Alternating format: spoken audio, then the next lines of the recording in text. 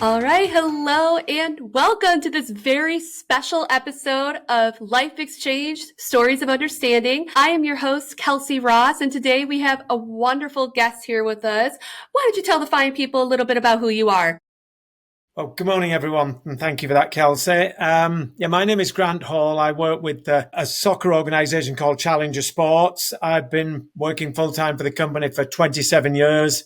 Came over from Northern England in the early 90s, coaching soccer over here, and then full-time in 98. I worked with the company in many different roles. One of them very heavily involved in our host family roles and other things I'm sure you'll probably hear about today. I reside in wonderful Denver, Colorado. So that's a little bit about me, Kelsey. Wonderful. And Grant, we're so happy to have you here. I can't thank you enough for your time today. And to begin, you mentioned you were with Challenger Sports. Why don't you tell us a little bit about what Challenger Sports is and how it began? Yeah, we are basically a huge soccer organization involved with everything in the world of kids soccer. We cover anywhere from little tiny type programs from 2-year-olds in preschools up to college programs, taking kids on tour, college players on tour around the world. The camps, our summer camp business, our primary business, how the company started in 1989 under the name British Soccer. There's British Soccer Camps, a pretty inspiring name. The fact there's about 4 British guys came over and started running camps in Kansas, moving around small communities in the back of a station wagon. And it progressed from there to everything in the world of soccer. In 1997, it changed its name to Challenger Sports, had some big investment from some American businessmen, took on a lot of full-time members of staff. I came on board in 1998 myself, having previously worked for another company. And like I say, it changed its name to Challenger Sports then and really, really grew. At our peak, pre-COVID, we had about 120,000 kids all over North America, Canada, Hawaii, everywhere. We used to bring about 1,000 coaches from Great Britain, well, 900 about from Great Britain, about 100 from Brazil, all staying with host families. And so, yeah, we do everything in the world of kids soccer. And so now we've got a bunch of regional offices all over the country. And like I say, I head up our Denver office, amongst other things. Wow, that's quite a story, quite a saga. You mentioned you came on full-time in 1998, but I'm curious about where your love of soccer began and what got you involved with what is now Challenger Sports. Yeah, like most kids in England, you grow up playing sport, rugby, cricket, soccer, football, as we call it, obviously. So yeah, I've just played football all my life. I'm a little kid growing up in my tiny little village, my elementary school with 32 children in the whole school. Wow. Not the class, the whole school. So we played. We had a 5-a-side team from the school.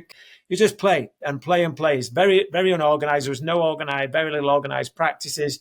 And you just love the sport. You support your team. And that's kind of the way it is in many countries in the world. And so I actually came over playing with my university in Southampton University in 1986 at the end of my freshman year. And played down in the Carolinas and Florida on a month-long tour, and were hosted by universities down there, generally in their dorms and things. And we played, moved around, and we had such an incredible experience. I came back in '88 playing up in New England, played at Yale and Cornell and a few of those places. So that really opened my eyes as to what was happening with the world of youth soccer in America.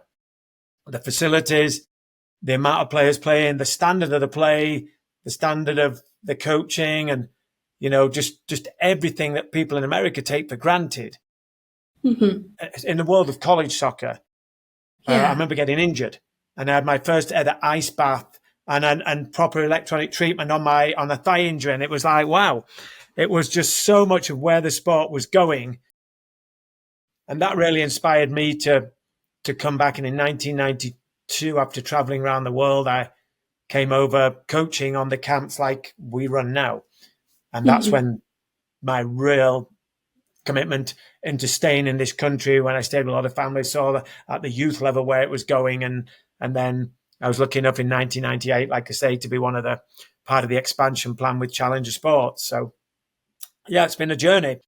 Took me a long time to get here full time, but I moved to Tampa, Florida in 1998 and ran our programs with Challenger Sports, then moved up here to Denver 18 years ago. Yeah. Wow. That's wonderful. And It sounds to me like Challenger Sports is kind of all over the country in North America. Where are some of your main locations that some of our listeners may recognize? Yeah, we've got offices in Southern California, down around the Carlsbad area, North San Diego County, North LA, Sacramento, Chicago, Providence, Rhode Island is a big hub. Kansas City has been our head office for many years. Atlanta, Georgia. We've got bodies in Baltimore, here in Denver, Dallas, Texas. The COVID impacted our business like you would imagine. I think 13 offices in places like Seattle and things, but some have closed. But we're back up to about 35,000 kids this year on our summer camps, and bringing about 300 coaches from predominantly Great Britain over to run the camps. But yeah, we run programs all over the country. That's so cool. You've mentioned it a couple of times. You have international soccer coaches that come in from all over, particularly in Britain, and come and coach in the United States. How are these coaches selected? How do they become part of Challenger Sports? Yep, we have a full-time recruitment officer based in England with a team of people that have worked for us for many, many years, some of them over 20, 25 years. And I was with them just a few weeks ago back in England, and they recruit our coaches through anything from soccer clubs to universities to further education colleges all over. They have a recruiting program. Coaches apply to work for us. They have a video interview, and then they have a field day interview, and then they go to a training weekend. We hire a big university in central England and fly a whole bunch of our staff from America. We spend a whole weekend with our staff doing everything on the field, in the classrooms, because we may speak the same language, Kelsey, but we're very, very different countries. And so there's a lot to educate when these coaches come over and stay with families, coaching in different communities all over America. So we need them as absolutely as well prepared as humanly possible. So we invest a lot of money, because if we don't have the best staff delivering the best programs, these kids, we sell ourselves on the kids having a phenomenal experience. And we'll talk more about the nitty gritty of the camps later, I'm sure. But absolutely, that's where our staff fly over. 2 weeks tomorrow, we'll have about 35, 40 staff flying into Denver. We'll be meeting them, collecting them, putting them in our hotel, doing a training day here. So the training they get before they step on the fields with the kids is second to none. So we need to know that they're delivering our philosophies, our coaching philosophies, the energy, the enthusiasm. It's all about fun and coaching the kids, etc. So yeah, it's exciting. It's very exciting. It sounds like it. And yep. So that's who the coaches are. And a lot of our coaches come back year after year, and then we have programs where they actually stay on a longer term basis each week. In the summer, they move around from program to program. For example, our region, out of our Denver office, we have camps in New Mexico, Utah, Colorado, Wyoming, Idaho, Montana, Nebraska. So they could be in anywhere each week and move around. But then we have programs where coaches stay for 18 months and stay in communities and coach with clubs, or they stay for a year. So we've got a number of different programs. But our meat and drink is our summer camps. Sounds like it's a really cool way for these international coaches to see a little bit more of the States and get to experience what life is like and all over the country. That's so incredible. And how would you say that your coaches are able to cater in their training and their skills to coach all these different levels and skill sets of players? Because there's a wide variety of ages that you work with and skill types. Yeah, absolutely. And I think I just mentioned we've got about 35 coaches flying in from England, and some college players, international college players, are coming in that day that will work for us. So we've got a team of 50 coaches here in Denver, for example. We'll have 185 weeks of camp with 6,500 kids. It's a big program. So within Challenger, we've got different programs. We've got the tiny types that I taught, very small ones. Then we've got the regular ones for more the recreational base. We've got more advanced ones for kids who are like 8, 9, and 10 who are looking to go on and play competitive. Then we've got our elite camp programs. We've got our creative skills. Within those coaches, when I know what camps they're going to, the nature of the kids, we'll select from our pool within our Denver region and go, right, we need some higher level coaches to go and work this program. We need some specialists with the little kiddies who are really animated and fun and over the top to do. So we select from within our group of coaches and make it as specific as possible. But one thing we pride ourselves on, Kelsey, is any good coach, in many people's eyes, should be capable of coaching at all ends of the spectrum. That's the ultimate goal. So a lot of our first year coaches, we start them in that 7, 8, 9 age group, and we train them up and they develop year after year so they're capable of doing the different levels. So it's an incredible experience for these young coaches to come over and develop their skills and learn from more experienced coaches and what have you. So, I mean, it sounds like with not only with your international coaching staff, not only with the training for the coaches and just all of the locations that Challenger Sports can be found in, what are some other ways that Challenger Sports sets its apart itself from other youth organization or youth soccer organizations in the country? I think what we do, we can cater, like I've alluded to, from the 2-year-olds to the 22-year-olds. So we have the full spectrum of coaching programs. We've also got a sister company, Challenger Teamwear, that does all the apparel and anything you need in the world of soccer, and they work with other sports. My primary job within the company, I'm the head of sales for our international tours division, our Challenger World Tours. I was just in England 3 weeks ago with a high school group. We go down to Brazil, to Spain, to Portugal on these tours and take teams over, and incredible experiences. So we've got that part of us. We've got trainers, work with service clubs. So there's no other company in the country that has the full spectrum of soccer programs that we do, and we can cater for any club's needs.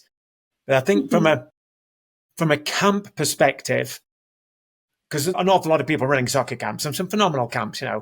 But I think the way I've always told when I've got in front of soccer boards or organizations, when they say, what's different? I say, because our international coaches bring that international element to the program, whether it be from Colombia, like one of my colleagues, full-time colleagues here in Denver, one of my Spanish coaches we got on the ground here, a Brazilian coach, English coach, 3 Irish coaches right here working for us now. Wherever they're from, they bring that international element to the camps.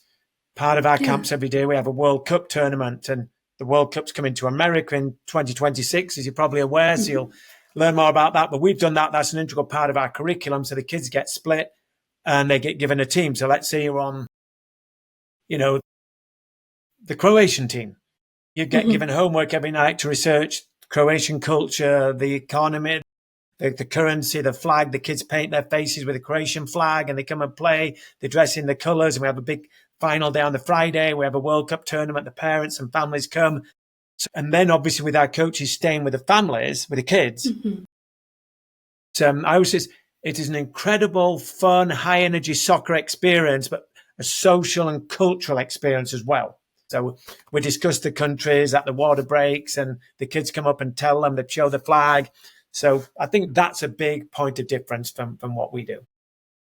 That is so cool. I can't imagine what it looks like on these camps, watching these World Cups go on, getting a full education in soccer and expanding their skills and learning all about a new culture and country at the same time. I've never heard of anything like that. That is so cool. Oh my gosh, I'm so jealous of these kids. But obviously it goes the other way for the coaches to learn about America. In my 5 years, I traveled to, I'm now in my 38th state, but I think I did 24 states as working for Challenger working for North American soccer camps when I was younger. So I went to a different region. So it goes both ways. And obviously, Michigan, where you are, is very different from Southern California, where I work closely with office, etc. So it goes both ways in the educational process. That's so cool. How did hosting with Challenger Sports begin? As far as I know, Kelsey, it's been an integral part of the program since certainly British soccer started in 1989, when the guys, Peter and Paul and Alan, those guys came over. I'm sure they stayed with families. And ever since I came on board in 1992, that's all I've ever known. It's all we've ever known. And like I said, it's an integral part of our program. Our business would not function if we're staying in hotels every week. So it's just financially, it's a huge part of the program. And we owe a huge debt of thanks to all the families over the decades that have opened up their homes. And it's a phenomenal program. We'll get into the detail of it, but in a bit. But it's a week program where, let's say we had some coaches working in Denver this week. They may be going to Worland, Wyoming next week, or Las Cruces, New Mexico. They'll travel on the Sunday. We'll have organized the host families. We'll have organized a meeting place for where they meet in that location, in that community. Then they stay with the family for the week. They've got rental cars, so they're very self-sufficient. It's just a case of we need somewhere for them to shower, somewhere to sleep, and some food. Mhm. They can access the refrigerator. When I speak to the families and when my colleagues speak with them, we don't expect them to be catered for hand and foot. It's like, there's a refrigerator, help yourself. Mhm. The families, they do get a free place at our soccer camps or a financial reward. Not a lot, but to cover the expense. But no one does it for that. It's the experience and moving week from week, meeting different families in different communities. In our Denver office this summer, for example, we need 500 families to open up their homes to complete strangers, and it happens every year. And it blows my mind how generous the American public are in terms of doing that. But I'll tell you some stories about my experiences. Please. That is our program, and it's phenomenal, and everyone does it for the kids. It's all about the kids. Our coaches make friends with the families, the parents, but it's all about the kids. And for the kids to have a coach stay with them for the week, it's hard as adults to grasp how exciting that is. I've lived and breathed it for 5 years in the 90s. And when a kid comes to camp on the first day and they know the coach, the other kids are like, wow, how do you know coach? And he's staying with me at my house, or et cetera, et cetera. It's really, really cool. And our coaches, obviously, at the end of the day, they'll take the kids out in the backyard, teach them new soccer things and hang out. They'll go and watch them go to this pool or whatever they do. They interact with the families and that. So it's some of the experiences that our coaches have had every year, just mind blowing, because these are young British coaches coming over. Mm-hmm. Our country is very different. And it's the houses, I think, the size of the houses are the things that differ, the biggest difference, in England. We've heard that a lot too. Everything's smaller and, you stay in these, not every week, but it's just, there's so many things that are inspiring. And like I said, so many of our coaches return year after year after year because of the host family experiences. And, I literally spoke to a lady called Amy yesterday, mm-hmm. now residing in Niceville, Florida. It's her 13th year of hosting coaches. It's just become an integral part of their family. She had a 4-year-old when they started. That kid is now 17, but they still love the coaches coming to stay. So 13 years of opening a house, Amy down in Niceville, Florida. A legend, So it's just, it is an incredible experience for everyone concerned. That's so cool. We have a few legacy host families like that as well, where you'll hear the name and they're on their 20th student that they're hosting. And it's so cool just getting to watch the family grow and get to experience it over and over and over again and get to learn about a new culture and customs over again and how impactful that is. Have you heard any feedback from any of your host families about what it's like for them to host these coaches? Yeah, I mean, we call and thank the families afterwards, obviously, and that's where we get the feedback. And it's just a very, very positive experience. A lot of the families are working. It's all about the kids. It's what the kids got out of it. That is the overwhelming feedback. And it's why they do it. And it's why our coaches come over. It's all about the kids. Our Challenger tagline is putting smiles on kids' faces, and what have you. I mean, myself, in 1993, came to Traverse City, Michigan. I came to Saginaw, Michigan, where you're based, actually, and worked. And Jim and Becky Weisbart, I stayed with in 1993, and I never forget staying with that family. But Traverse City became a special place for me. All the families were wonderful. But on that June night in 1993, I landed in Traverse City with 5 other coaches and went to the soccer club president house, and all the other families were there with my coaches. And a lady called Donna Valmanas came up and said, "You're coming home with me." And I'm like, "Thank you very much, Donna. Wonderful." And she got Andreas, her husband. Andy and the 2 boys, Nikolai and Jordan, were at another event. So Donna was there just to come and collect the coach. Mm-hmm. We drove back along the peninsula in Traverse City. I don't know if you're familiar with it, but a beautiful part of the world. Mm-hmm. Met the family that night. And Andy came down I was staying in the basement, and Andy came down and shook my hand and said, "Welcome to my family. Welcome to our family." And I don't know if you can see, but there's a tear welling. There literally is, because it's so emotional. And I became a part of their family. I knew right then I would be part of their family. and I've grown up as an integral part of that family. Jordan and Nikolai and myself refer to each other as brothers.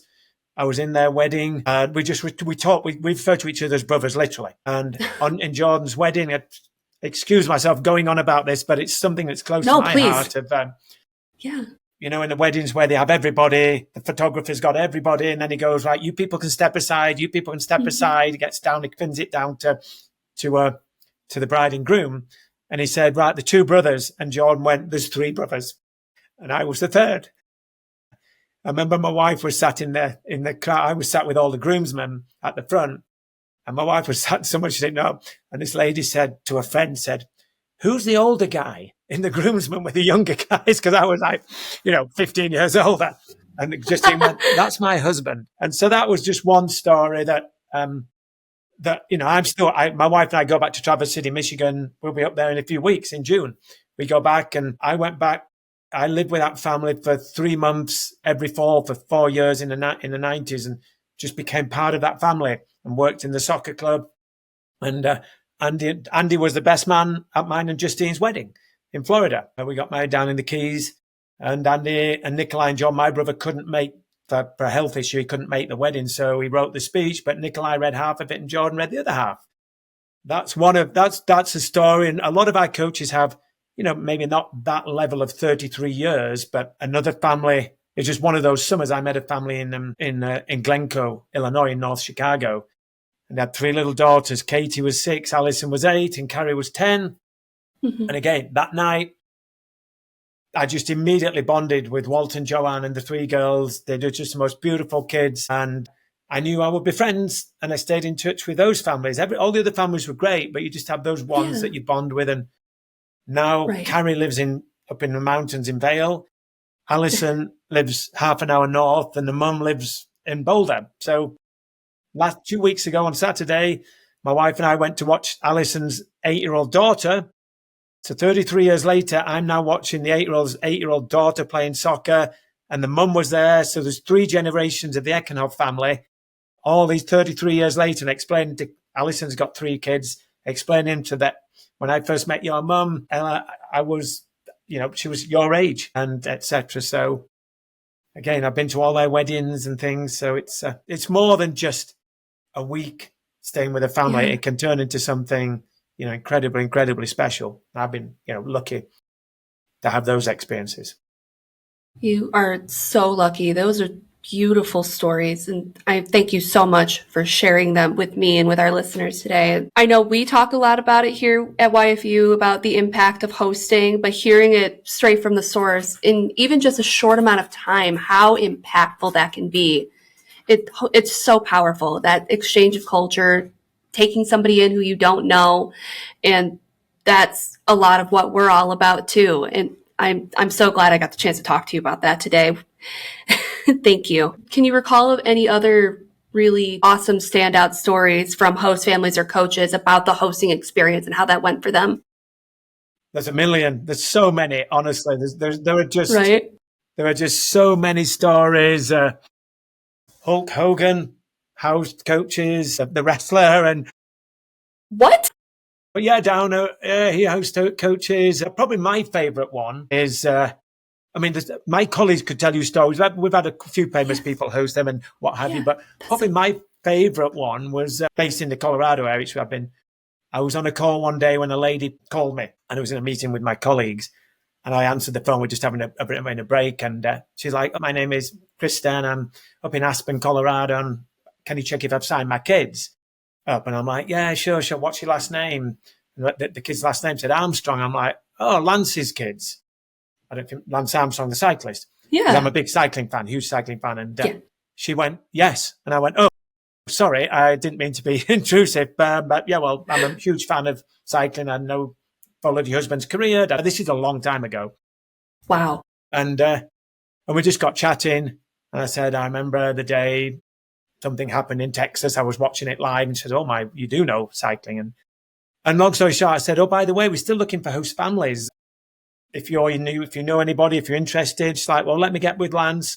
She called me back 2 days later. "Yeah, Lance is cool. We're in town that weekend, so come and stay." So I sent a coach up, And I think it was a World Cup year. And so on the Thursday night, Lance Armstrong had a party for my coaches. He was housing one of them. He made a flag with them, made a big England flag, and they came to his house.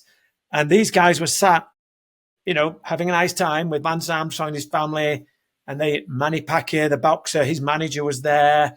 So it was like these guys were just beyond themselves, just sat around in Lance Armstrong's house. And I've been to his house and met his wife. I've not met Lance Armstrong, but one of the nicest things, one of the things I remember that indirectly came from that. I do digress, but a colleague of ours within Challenger tragically got cancer, and he was a massive cyclist himself.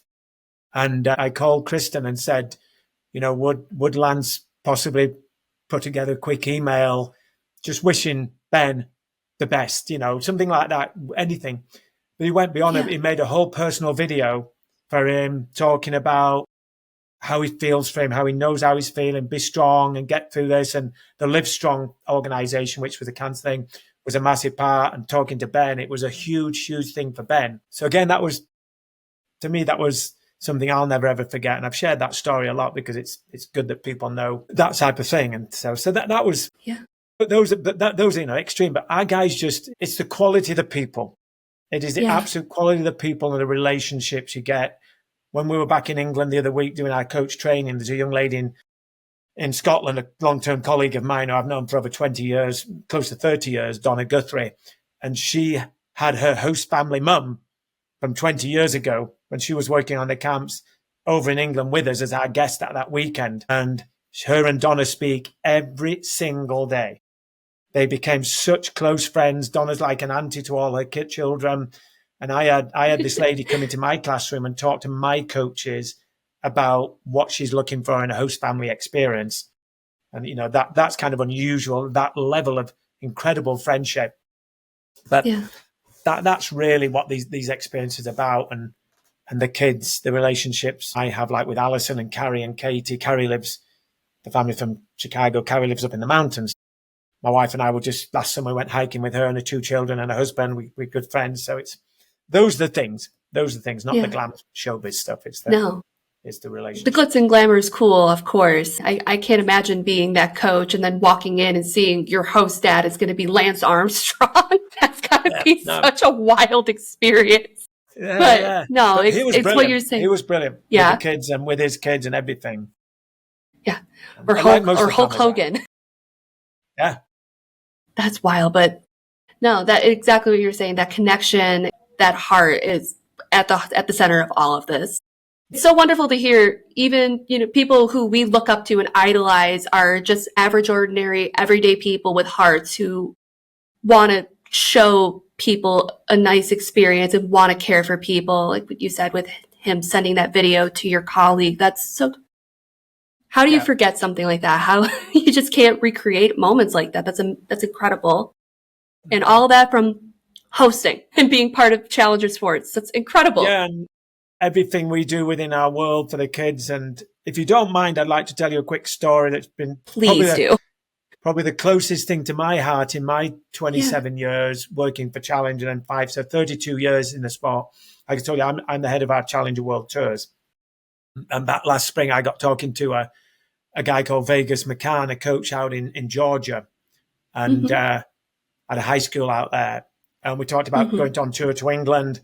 And we kind of put the initial prep in, and then it kind of died away, kind of drifted away. Then we kind of reignited. He got back in touch in the fall. Tragically, on September the 4th last year, there was a school shooting at their school, Appalachia High School in Winder, Georgia, where 2 teachers were shot dead, 2 students were shot dead, and 9 students were injured.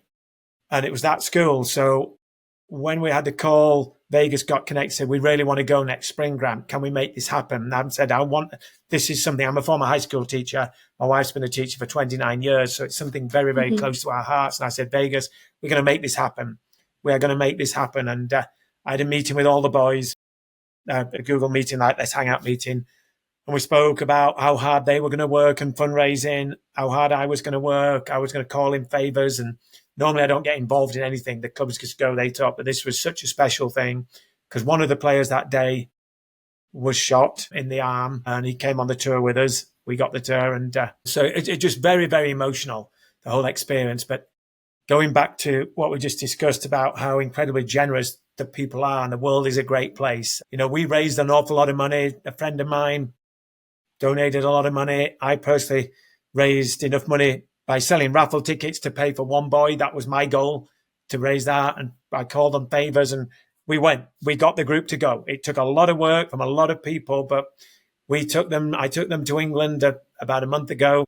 And these kids had an experience going to soccer stadiums, watching soccer teams, being at Anfield, place of heroes, watching games, playing against kids in England, playing friendlies and hanging out with the players afterwards and swapping messages and just becoming friends, and kind of the other way round. And it was by far the most emotional and most incredible experience I've been involved in my 32 years in the sport in this country, and something I'm proud of. And able to come together internationally and during a point of tragedy like that connection is just so incredible and so beautiful. And I thank you so much for sharing that story.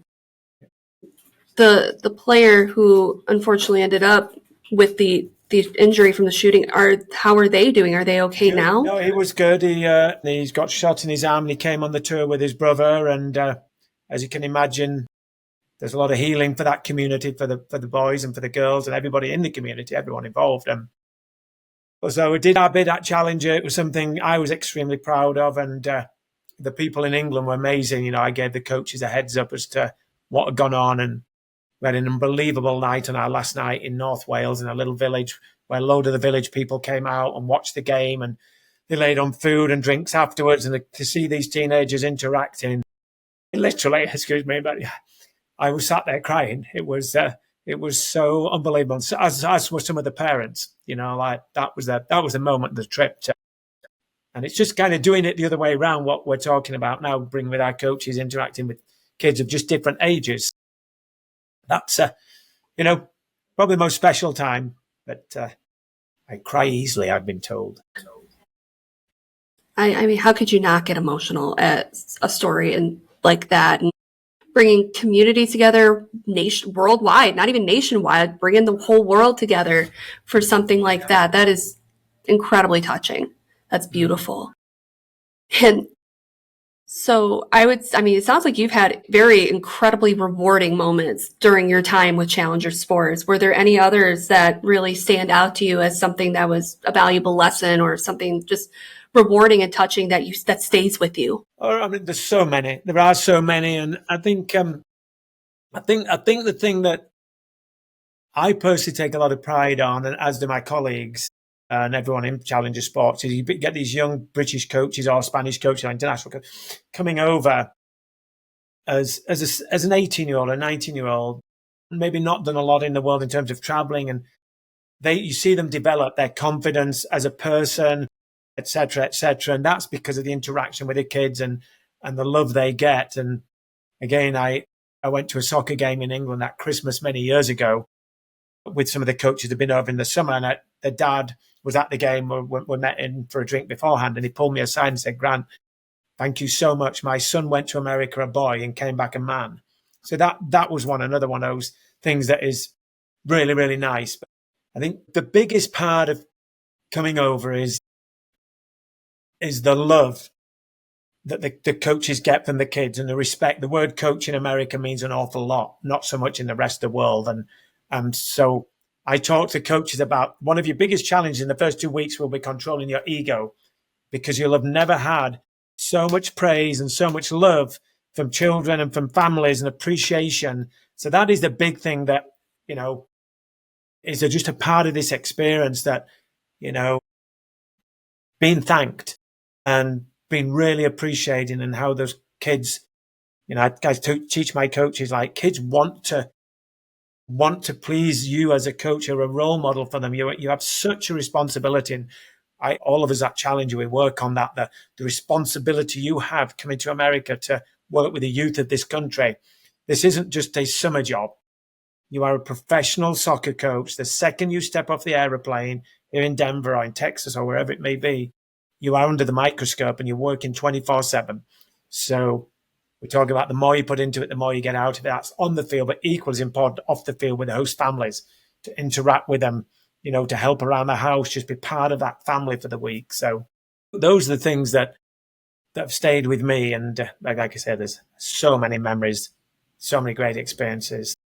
We'll have to do a part 2 and hear all these incredible stories. If all of these wonderful moments and these experiences that you shared with us hasn't convinced somebody to host a soccer coach or host in general, what would you say to somebody who is considering it? Feel free to call me. Feel free to give them my cell number. No, I would think, yes, and it's daunting. It's stunning to think that we in Denver need 500. At our peak, we used to need nearly 9,000 families challenger when we had 20,000 kids and 1,000 coaches. It's stunning.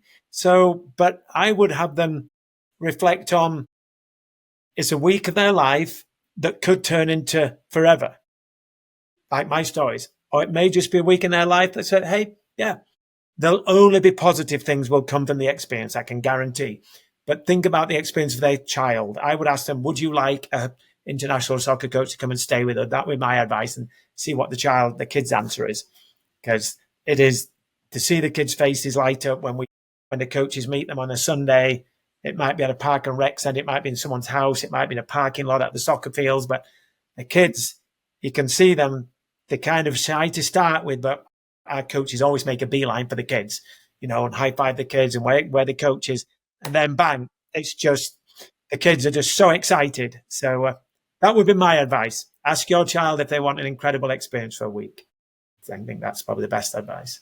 But no, we know with what you guys do with the international longer staying things, that is incredible. My wife, I think when we spoke originally, my wife went over to Germany in high school, and she had a German friend come over and stay who was still best friends. They visit all the time and stuff. She was back over at Christmas. I spent time with Dominique. So, we've experienced exactly what you're talking about with your programs, the longer term exchanges. So it's just very, very positive. Ours are a little longer term for our programs, but you hear so many stories of the same amount of impact where these students go on after their exchange and they have lifelong relationships with these family members. They become grandparents and then they host their student's child and things like that.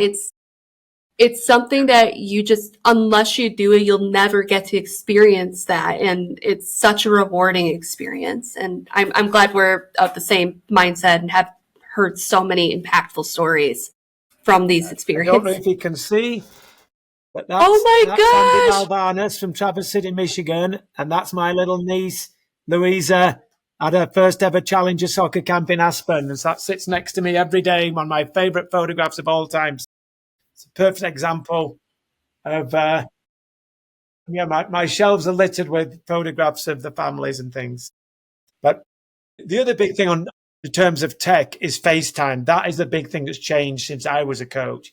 Now the ability for our coaches to FaceTime their parents back in England, say, this is sometimes they don't like being called mum and dad, but my host mum and dad or host family for the week. And that's magical. That is something we encourage all the time. And my mum and dad would have loved that.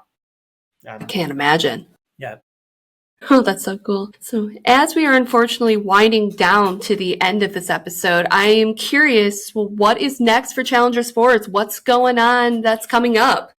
We are continuing to regrow, like I said earlier, after the pandemic in a number of different ways. We're regrowing our staff. We've just taken on a very influential guy called Rob Herringer, who was the national technical director at United Soccer Coaches, one of the biggest organizations in the country. We're very lucky to have Rob come on board, and he's bringing some higher level programs. He's got connections. So he's opening our bandwidth all over the nation already. We've got the World Cup coming up in 26 in America.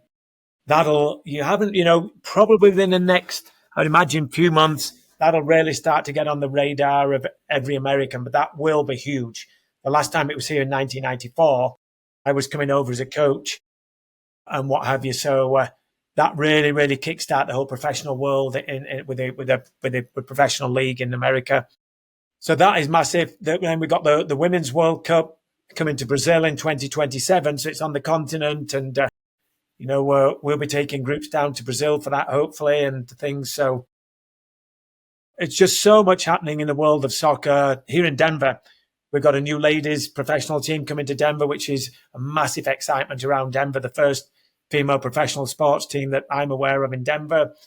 But challenge of, as the sport grows, we grow and things. So those are the things we'll be integrally involved in the World Cup and what have you, and growing out more programs with clubs around the nation.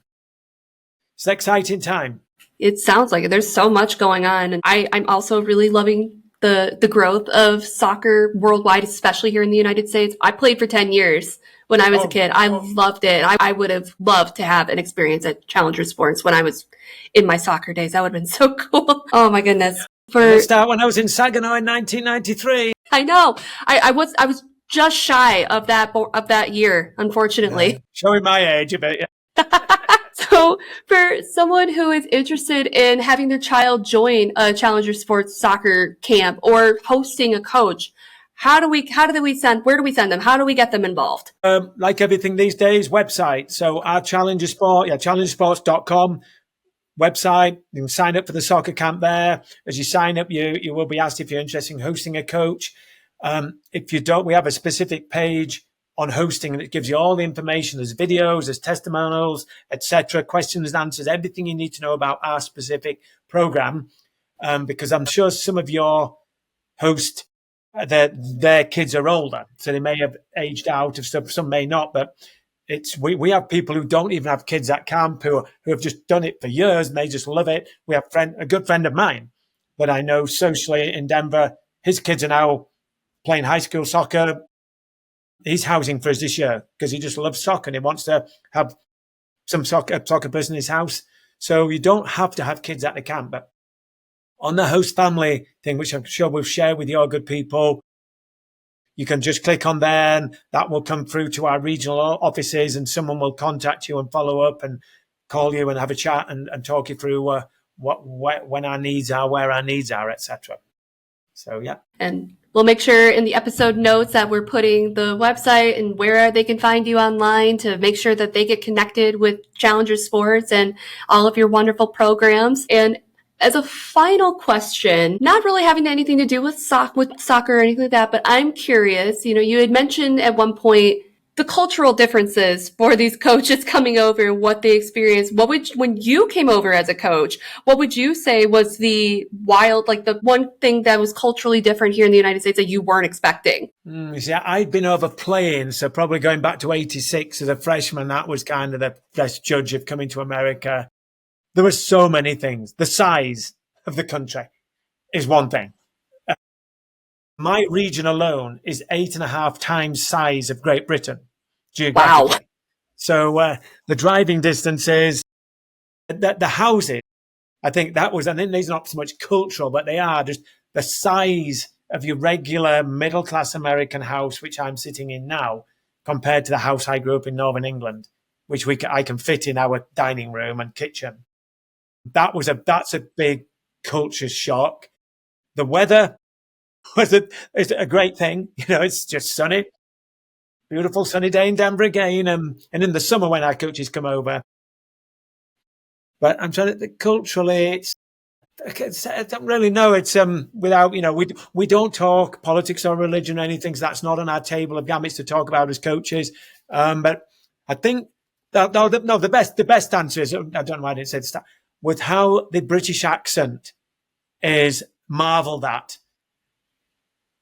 Even today, it is insane how Americans just go crazy over the British accent. Not everyone, obviously, but back in 86 and 88 and the 90s, and especially, coming to places like Saginaw, Michigan and Traverse City, Michigan, now Traverse City is a bit more of a touristy place, but a lot of the communities we work in rural Wyoming and New Mexico and rural Utah, Colorado, people have not met many international people. So I think that was the thing that always gets the coaches, that, wow, they're obsessed with our accent. And it's called English. And I'll admit, in 2025, even now, I was so excited to talk to you because I had talked to you a little before this and heard some of your stories and heard your accent and was like, oh, I cannot wait to listen to him talk. If you had some of my colleagues like Alex Green from Scotland, we just sit there. Send me an email, Greeno. But that is for the kids on the camps. The accents is a challenge. So that is something we talk about. And we say to kids, if you don't understand me, don't get upset. Don't get frustrated. Just say, hey, coach, can you slow down? I didn't understand. That's one of the cultural things, because especially when you get the Scottish coaches and the Irish coaches, and the accents are very, very strong. Fun still. You can find the differences, but at the end of the day, we're all people. We're all similar. We all want to take care of each other. We all want to love each other and just share a little bit about ourselves at the end of the day. And I think that's what's the coolest bit about these cultural exchange programs, like your hosting program and like our hosting programs that we offer. Yeah, without amazing. a doubt. And in a somewhat challenging world at times, is that this part of the program, as I've alluded to some of the stories, you get some of the greatest stories and greatest experiences. So I really do hope some of your families can get involved, and likewise our families from Challenger, they've hosted a coach for a week, get involved and open up their homes to some of your international students for longer periods of time, which I'm sure there's people will. We look forward to this partnership and having more people experience these great experiences. Exactly.